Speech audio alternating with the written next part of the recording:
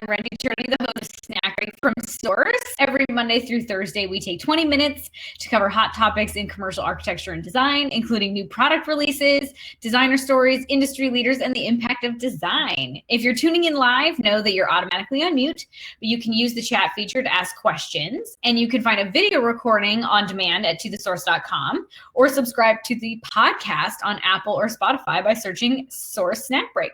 So today is Wednesday, September 30th, and we are chatting with my friend Amy from Moore Giles, and we are talking leather. I'm super excited. So Amy, before we get started, can you tell us a little bit about your background and how you got into repping leather, among other things? Sure. Well, thank you so much to Source for having me. I'm still, after 6 months, an online newbie. So anyway, we'll see how this goes. I actually started my career as an interior designer. I had a bachelor's degree in home economics, which actually included interior design. And then I went to the Art Institute of Seattle to get my applied arts in interior design. And I took the NCIDQ and I worked in the Seattle area at about 3 different firms. And then one day, the opportunity opened up for me to interview for a rep job with actually Durkin Hospitality Carpet.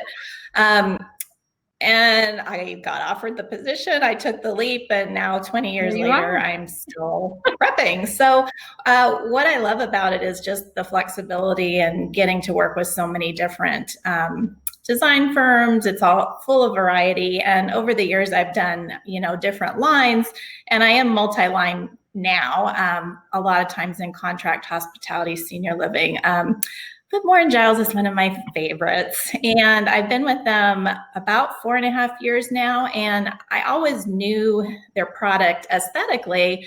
But once I started learning about leather, since I needed to help promote it to designers, it really captured my imagination and interest. And leather is it's a combination of science and art to make a beautiful, long-lasting product. And with Moore & Giles, their whole philosophy to the material is just really something special. This first slide that we're looking at here, leather since 1933. They've been around since the 30s. They're based in Lynchburg, Virginia. And back then, in the Depression era, they actually made products for the shoe industry, which who doesn't love shoes? So, but over the years, the business model changed, and they are still privately held. And we're actually the largest privately held leather company in the US. So, they're dedicated to designing and developing the most innovative and inspiring leathers for designers in all different markets. We're in hospitality, residential, contract, private aviation, marine, and we also supply quite a few high-end furniture manufacturers that I'm sure everyone will know if I name drop. So ask me later off for the record. But they're known for their promotion of natural aniline leathers. And there's a lot of terms in leather, and we actually offer several different CEUs to sort of dive into some of those terminologies. And I'm not going to get into that here. We're going to look at new product. But if you ever have a question or want to take the CEU, reach out. And I love to help people find the right leather. So when we talk about natural aniline leathers, those are leathers that show the character of the raw material. And we believe that leather is the original sustainable material. It's a byproduct of the food industry. There's over 1 billion cows at any time on the planet. And if we did not have a way to take this waste product and convert it, which is called tanning, into leather, it would actually be quite an environmental disaster due to having to dispose of that either through landfills or, burning, things like that. So it's been around forever too. It's the original material that ancient man used for their clothing, their shelter, protection. There's examples of armor made out of leather, and transportation, in saddlery and things like that. So we love to promote that story, because if there wasn't leather, someone would have to invent it just to deal with, the byproduct of meat. So So this slide here just shows on the right some of the colors. That's their 1970s Airstream that they renovated, and it's a traveling showroom that goes around the country, which is really fun. And then the little ad there, green comes in every color. Green, of course, meaning the environmental niche that we feel leather fits into. So that's a brief introduction. Yeah. Before we go on, really where do the cows come from? Are they come from all over, or do you work with only certain cows, or like how does that process work? That's a great question. So Moore Giles isn't a tannery. We aren't the ones converting the hides into the final product, but we work with about 8 or 9 tannery partners that are really close to us. Some of them, the majority of their business is making our own leather. So depending on where the tannery is located, there's a variety of ways that hides get to the tannery and various preservation methods. And hides are actually graded, kind of if you think about diamonds are graded for certain characteristics. So depending on the type of leather, if it's aniline or semi-aniline or embossed or corrected, the tanner may have certain sources based on how they're finishing the leather of where they get their hides. So it's leather is like a commodity. It's actually sold on markets, and the price fluctuates, and there's actually way more hides in the world to buy than the demand for leather is. So again, we like to really promote education on what leather is, because with animal products and different things, I mean, there's all sorts of propaganda out there, and there's truth, and then there's people's own personal choices. So hides come from all different places, and it depends on where it's going, how it's being turned into, and the grade that it's so that's something a designer could reach out to you about if they wanted to work with a certain type of grade, or they wanted to work with a certain type of hide. They could reach out to you and chat about that. Yes.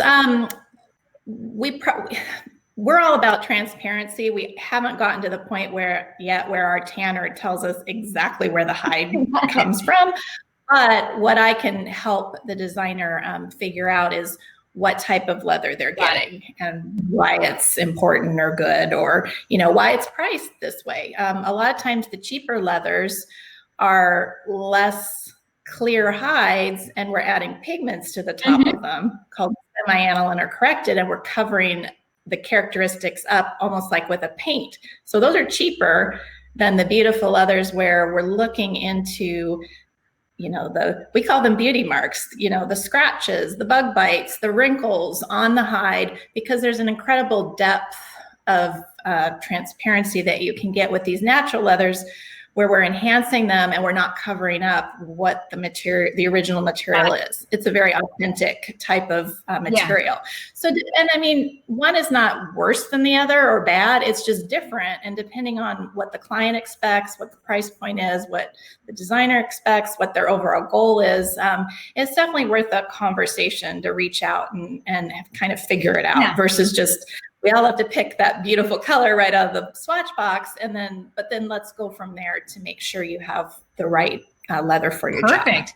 So let's talk about some new products. Yes. So this slide here is our Mont Blanc leather, and this is a great example of just a really beautiful full aniline waxed pull-up leather. This is one of Moore Giles' best-selling leathers. It comes in over 53 colors. I'm going to hold this up to the. Sorry, where's my camera? I mean, it is gorgeous. And what I like about this slide is it shows how leather can go on more of a classic frame, that lovely caramel color where you think of a traditional chair.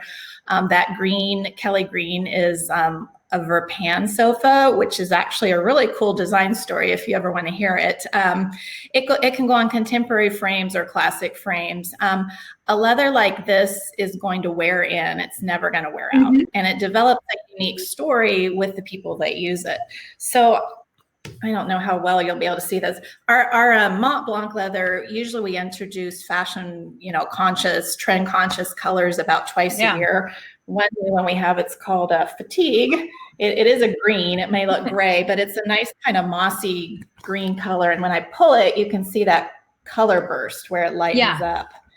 Those are the waxes moving in this hide. And then another new color just recently, boy, it kind of matches my wall. It's called Rosewood, and it's a really pretty, it's got a little bit of pink burgundy to it, but also some brown.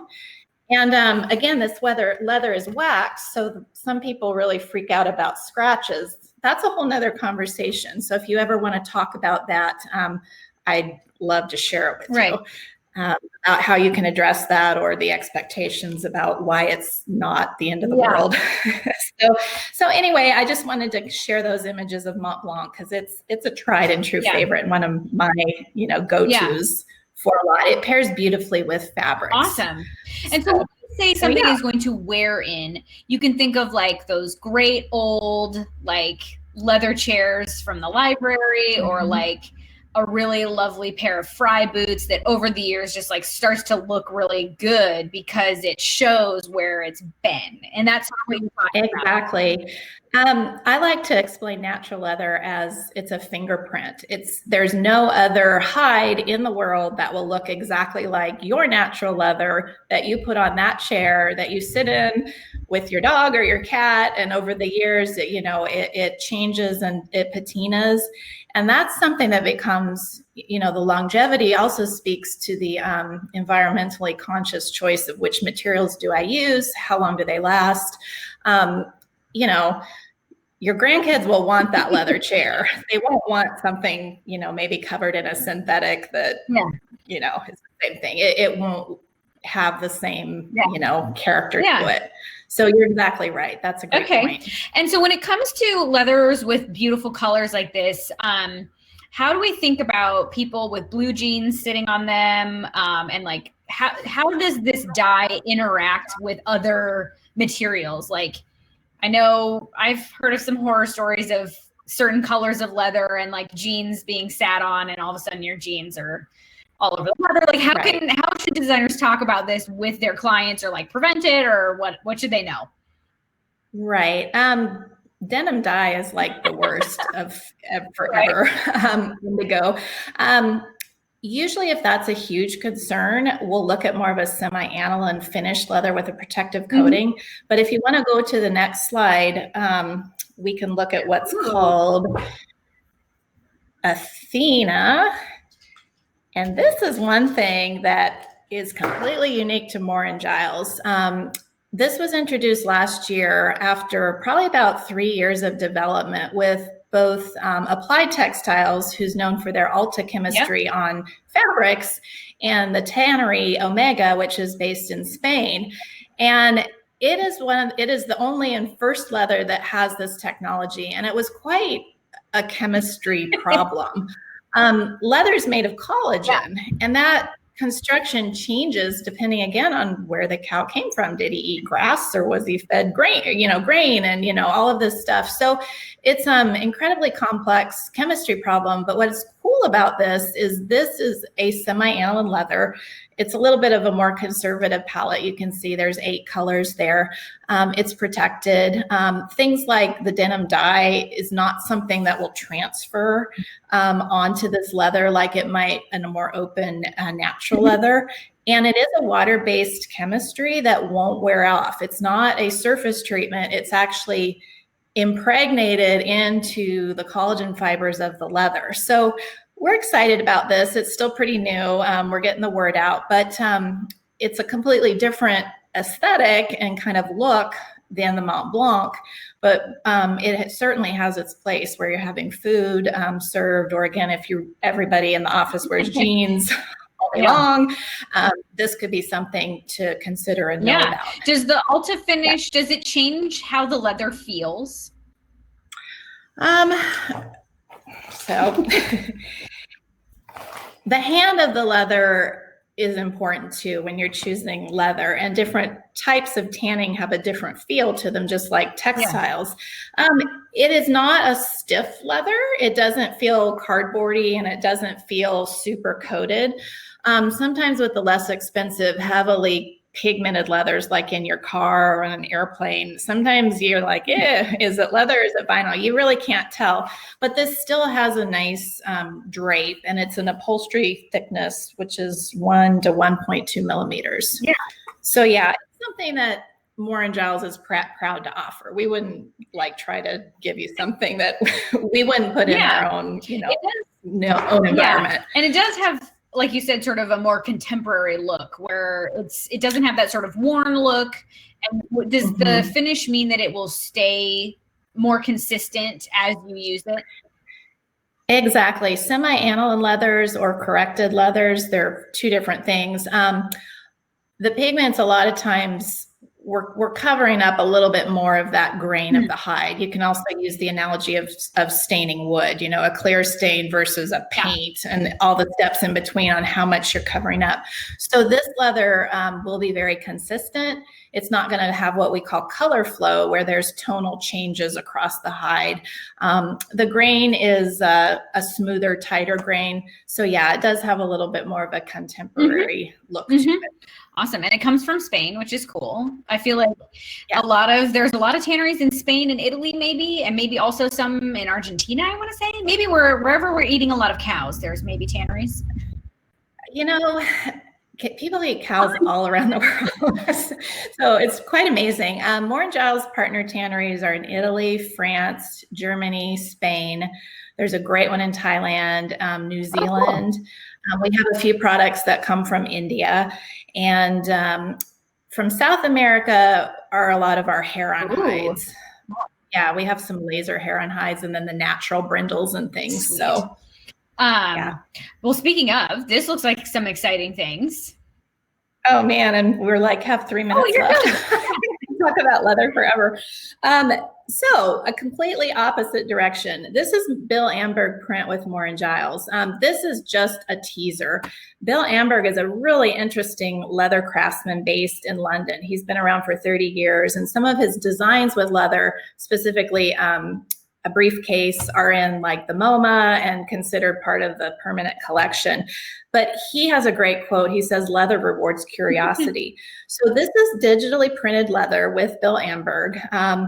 And he's also got a new collection. So the ones on the left, the florals and the close-ups, those are his own designs for Moore Giles. It's actually quite a European palette, which is interesting. But he also, there's a write-up of it in Architectural Digest this month. He's also collaborates with other designers, and those two images there, the Inky Dow and Love is Blind, those are developed with 2 other designers. There's a collection probably with 12 designers. And if you're interested in seeing more, there's a flip book that I can send you. What's different about his digital printed leathers versus others on the market, again, the same tannery, Omega in Spain, developed a specific tannage called white wet. And that's the base leather that these specially formulated inks were designed to impregnate and not cover up the grain of the leather. So with this, you're not going to have cracking and peeling, and you still know that it's leather, which is very interesting. And some people are like, well, why do you want to cover up leather? We like it just how it is. And yes, we do. But the decoration of leather is also an ancient art. If you think of, bookbinding and Native Americans doing their leather, even in Italy, the painted and gilded panels in some of the palazzos.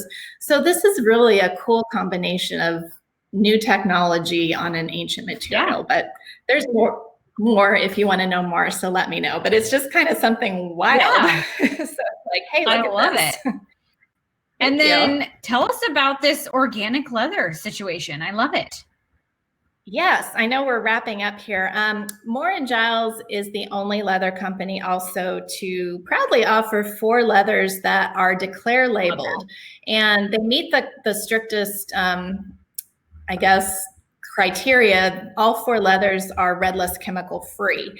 And they're actually tanned with something called olive green method, which is a food safe preservative that actually comes from the fallen leaves of the tea industry and the olive industry in the Mediterranean. Cool. So we're taking a byproduct and using it to also preserve a byproduct from the meat industry. So Madrid is the latest one that has new colors. These are very pretty neutrals. Some great caramels. But it's just a lovely, gorgeous leather. And knowing that it's redless, chemical free, that it's declare labeled, and that we have 4 different options in several different textures is just something we're proud to share with people. And it's really starting to gain traction. And we like to say leather is naturally better. So it's a whole story, but it's awesome. Well, designers, if you would like to get your hands on some of this, you can order some right from our website. And for those of you who are tuning into the podcast, we'll throw a link into the episode show notes so you can reach out to Amy immediately and start getting samples. But in the meantime, Amy, this was amazing. Leather, like I said, we could talk about it all day. There's so much to discuss. And so it sounds like if designers have a question or thinking about working with leather, definitely reach out to you and you can help guide them make the best choice for the project, but also for the clients and how they're going to use it. So I'm really excited to see what comes out of it. Yes. Thank you again so much. I really appreciate it. We'll talk to you again soon. Right. Thank you so much. Bye. Bye.